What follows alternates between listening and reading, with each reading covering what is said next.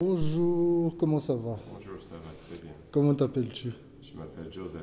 Joseph. Ah là là, mes abonnés, je suis béni. J'ai rencontré le frère Joseph à l'église de Fourvière, à Lyon.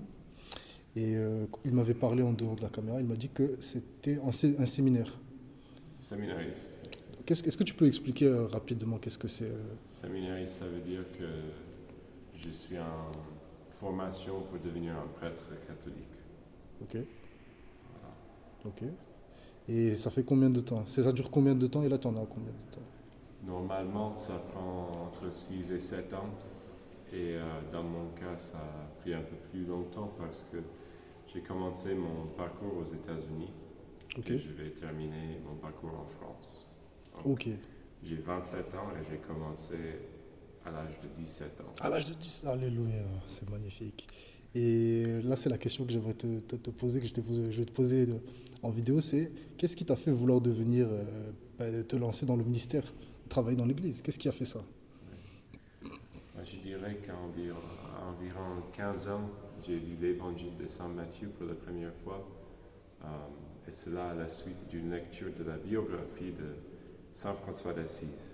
Donc j'ai découvert cette belle figure et ça m'a renvoyé aux grandes questions, le sens de la vie, après l'existence de Dieu, l'historicité de la Bible.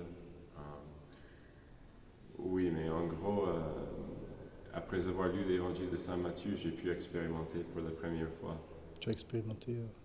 Oui, c'est ça. J'ai pu expérimenter l'amour de Dieu le Père. Amen. Voilà, et un bonheur que je n'avais jamais expérimenté jusqu'à là. Tu as reçu la nouvelle naissance, le Saint-Esprit? On pourrait dire ça, oui. Moi, j'étais déjà baptisé comme enfant, Mhm. mais La renaissance d'en haut, c'est dans chapitre 3, Jean chapitre 3. ouais, Il faut être né d'eau et d'esprit si on veut rentrer dans le royaume des cieux. oui, moi j'étais né d'eau et d'esprit à mon baptême, mais quand même, même si on reçoit cette grâce, on peut le laisser pourrir, on peut l'oublier pendant des années et des années. Et voilà, donc pour moi, être chrétien, être catholique était un vrai choix. Ok. Ouais.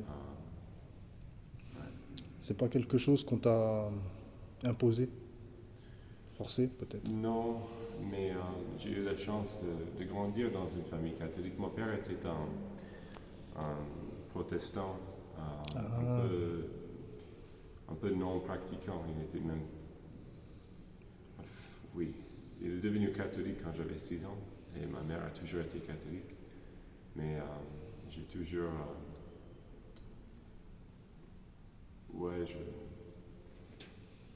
même si on reçoit, comme je dis, même si on reçoit une telle grâce ou une telle foi, c'est pas évident d'être chrétien en 2024. Et j'ai dû vraiment poser le choix moi-même à un moment donné. Voilà. et pourquoi tu as reçu, ok, tu as trouvé Dieu, euh, et pourquoi tu t'es tourné vers l'Église catholique et pas une autre dénomination? Parce que je crois que l'Église catholique est vraiment une Église fondée par Jésus-Christ. Et pourquoi ça? Parce que, en gros, dans l'histoire, on a deux églises qui se ressemblent beaucoup. Mhm. L'Église catholique et l'Église orthodoxe, qui Oui, retiennent les 7 sacrements et dans la doctrine qui sont très semblables.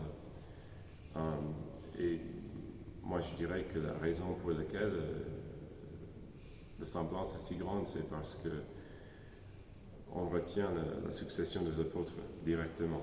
Et ici oui. à Lyon, on peut voir ça très clairement avec notre Saint Irénée de Lyon, qui prêchait voilà, une doctrine catholique telle qu'on le connaît aujourd'hui. Et son maître était Polycarpe. Et Polycarpe avait entendu la prédication de l'apôtre Saint Jean. Saint Jean était voilà, le bien-aimé, le disciple bien-aimé de Jésus-Christ. Et Jésus dit à Pierre, tu es Pierre et sur cette pierre Oui, sur cette pierre, je bâtirai mon bâtirai mon église. église. Oui, oui, Et oui, il dit amen. aussi que je suis avec vous jusqu'à la fin du Jusqu'à temps. la fin des temps, oui. Et pour moi, je pense que c'est assez cohérent de de croire que l'Esprit Saint n'a jamais abandonné son Église, l'Église C'est vrai. de toujours. Il y a des personnes, pour te dire, qui vont dire que on est dans des périodes de ténèbres parce que Dieu n'est plus, parce que Jésus n'est plus ici. Jésus n'est plus sur terre avec nous depuis 2000 ans. Donc ils vont dire qu'on est dans les ténèbres. Qu'est-ce que tu dirais à ça? Moi, je dirais qu'il nous a dit qu'il était avec nous jusqu'à la fin du temps. Ouais. Il n'est Et, pas menteur. ouais. Et d'ailleurs, il a fait une promesse. Il a fait une Il a fait une promesse. promesse. Quelle est cette promesse, dis-moi? La promesse qu'il enverra un consolateur. Oui, le Paraclète, le Saint-Esprit. Oui, le Saint-Esprit, voilà, c'est ça. Donc c'est lui qui doit nous guider.